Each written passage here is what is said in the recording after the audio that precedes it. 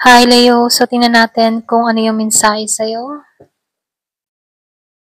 Give it a message for Leo.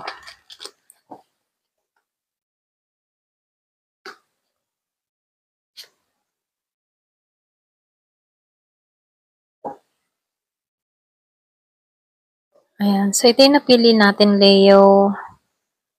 Meron ditong reliable, boundaries, and replenish. Wow. So, nafe-feel ko yung lalim ng mensahe, ano?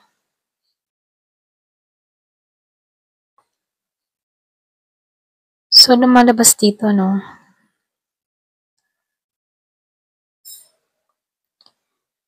Nakikitaan ko dito yung kapayapaan, ano? Yung harmony mo. So, lumalabas dito, ikaw yung tipo ng tao na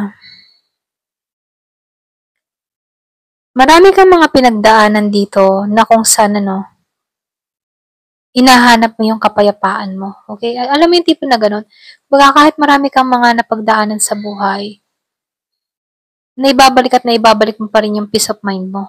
Hindi ka nagpapa-apekto sa mga gulo ng mundo or hindi ka nagpapa-apekto sa mga sabihin ng ibang tao about sa'yo. Okay? So, masyado ka ding protektado sa energy mo. Yung iba sa inyo, no? So, lumalabas din dito, marami kang kaalaman, marami kang karunungan.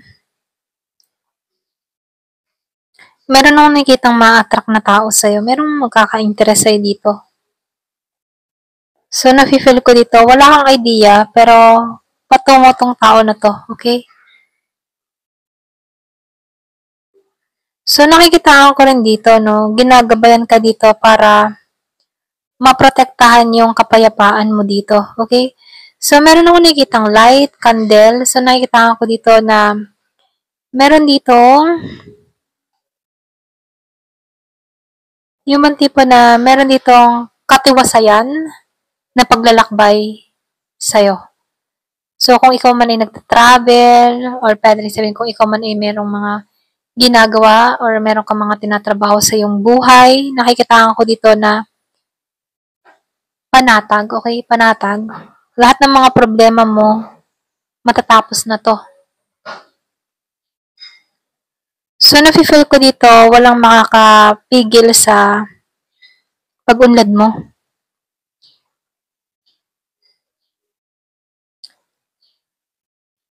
Nakikitaan ko dito, no, meron kang kahilingan. Or pwede rin sabihin, humihiling ka dito ng pagdaloy ng biyaya patungo sa'yo. So, meron akong nakikitang pagdaloy na magaganap sa'yo.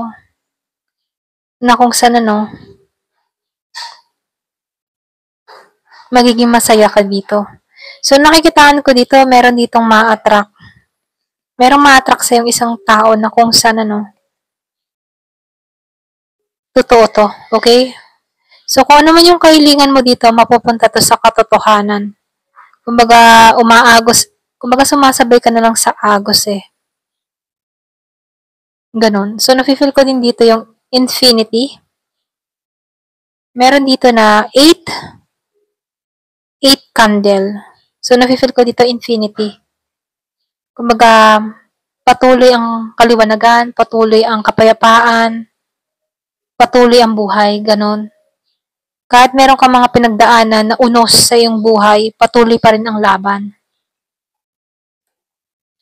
So, meron ditong 38 years old. So, dito, no, boundaries.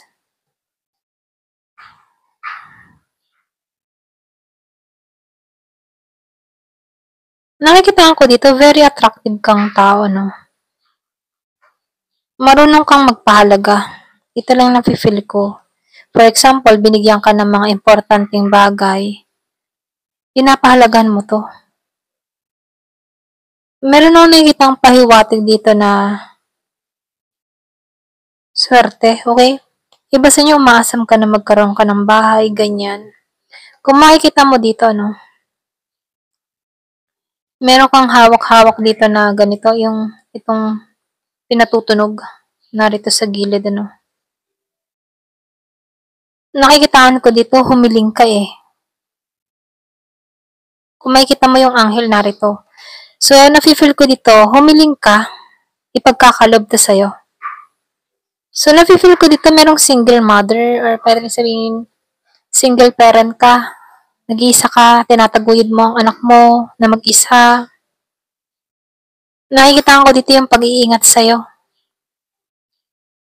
Meron akong nakikitang fish dito, o kahulugan, abundance, parating to. Kung humihiling ka ng bahay, parating to. Kumbaga, inaalok sa'yo dito yung pera, So, nafe-feel ko dito, magiging magaan din yung takbo ng kabuhayan mo, kaperahan mo. Ginagabayan ka sa tamang direksyon dito. Kailangan mo lang protektahan yung sarili mo, Kumbaga, sa pagpoprotekta sa sarili, kahit meron ka mga naririnig na mga kung ano, chismis, ganyan about sa'yo, dedmahin mo na lang, okay? Kumbaga, protektahan mo yung kapayapaan mo or peace of mind mo. Iba sa inyo, kaya ka chinichismis dito kasi mas nakakaangat ka sa iba, okay? Kumbaga, yun na lang isipin mo, kaya ako pinag-uusapan dahil masangat ako sa kanila, okay? So, ganun. Nakikitaan ko rin dito, magiging masaya ka na dito, ito na yung nafe-feel ko sa'yo. Ipagpatuloy mo yung spiritual journey mo, kung ikaw man ay merong mga sinasalihan, or meron kang mga ginagampanan sa simbahan, mga ganyan, ipagpatuloy mo to kasi nasa tamang landas ka dito at pinoprotektahan ka ng anghel mo. So, meron akong nakikitang 50 years old. Ayan. So, replenish. Lumabas na yung replenish. Nafe-feel ko dito, mahanap mo yung kapahingahan.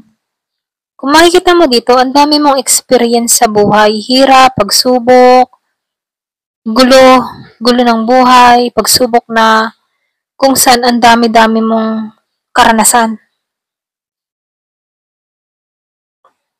Dumating din sa point na nagmahal ka, sinaktan ka, or nawalan ka, ganun. Meron din ako nakikitang paglalakbay na nangyari sa'yo na kung saan hindi naging maganda yung paglalakbay. Pwede rin sabihin nag-travel ka sa ibang lugar, sa ibang bansa, pero merong hindi nagtagumpay. Pero ngayon, nahahanap mo na yung kapayapaan mo, okay? Kumbaga, nakikitaan ko dito na itong mga experience na naranasan mo, ito yung humuhubog sa'yo ngayon, okay? Kaya dito, sa Reliable, nagpapakatotoo ka dito, okay? Nagkakaroon ka ng transformation at merong na-attract sa'yo. Kumbaga, the more na meron kang mga binabago sa sarili mo, inaayos mo, the more na na-attract mo tong blessing na to, okay? So, nafe-feel ko dito, meron talagang biyayang ipagkakalob sa'yo na talagang para sa'yo, okay? So, kung ikaw ay humahanap ng healing or paghilom sa mga nakaraan, sa mga pinagdaanan mo, makakamtan mo to. Ito lang yung mensahe.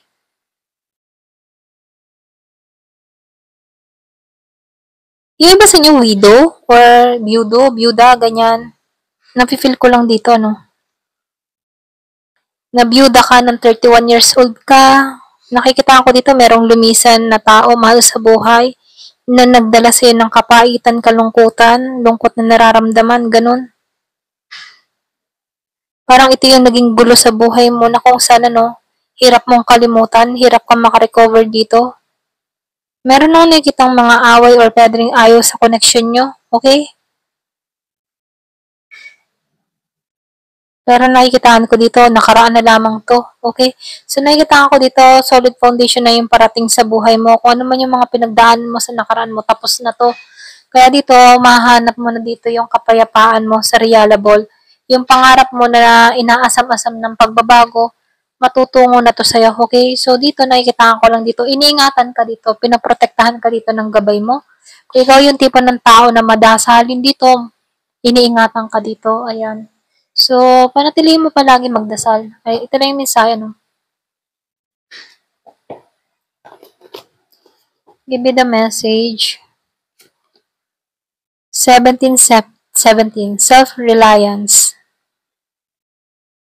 So, dito, kailangan mo magtiwala sa iyong talino, sa iyong kaalaman, okay? So, sinasabihan ka dito, Kasi meron kang inner knowledge, marami ka nang na-experience sa buhay at dito ka magtiwala sa mga experience na naranasan mo. So nakikitaan ko dito, maambisyon ka. Maambisyon kang tao, marami kang pangarap, marami kang nais. So dito, magtiwala ka sa sarili mo. Kung gusto mong makamtan tong mga pangarap mo dito sa buhay mo, magtiwala ka sa sarili mo, okay? So nakikitaan ko dito, merong importante kang purpose o mission kung bakit mo na-experience to. Okay, pwedeng ikaw rin ang maging silbi na yung tipo na makatulong sa ibang tao, na huwag susuko sa hamon ng buhay, mga ganyan, no? Pwedeng naranasan mo to para maging inspirasyon ka din sa iba, ganon. So dito ano, wala kang iba kundi susundin ay yung sarili. Alam mo yun, wala kang masasandigan kundi ang sarili mo lamang. Hindi mo kailangan na sumandal sa iba kundi sarili mo lang yung kailangan mong sandalan dito. So nafe-feel ko dito meron kang inner strength kaya i-allow mo ito para sa iyo, okay? Kumbaga, yung path na naghihintay sa'yo ay hindi pa nagbubukas or hindi pa sinisiwalat, ano.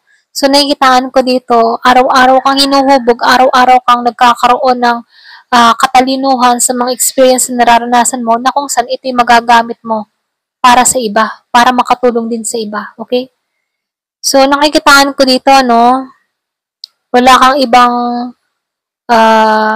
yung ba tipo na wala kang ibang sasandigan kundi ikaw lamang. Kasi yung iba sa inyo, single parent eh, wala ka namang katuwang sa buhay, kaya ito na lang yung inaano mo, yung ba tipo, dito ka na lang sumasandal, ganun, okay? So, yung iba sa inyo, widows or single, hiwalay, ganyan. Kumbaga, tinataguyod mong mag-isa yung anak mo, ganun. Ito lang nafe-feel ko sa'yo. Kaya dito, mayroong affirmation sa'yo. As I take a leadership of my life brings a flow of good fortune and good blessing. So, maganda yung affirmation, ano. So, kahit meron kang mga pagsubok, meron kang mga kinakaharap, tandaan mo, malalampasan mo to kasi ang biyaya ay palaging nasa sa iyo. Kumbaga, no, kung byuda kang tao, mahal ng Diyos ang mga byuda. Okay? Tandaan mo yan. Ito lang yung mensahe sa'yo. Ayan. Thank you for watching. Love and peace.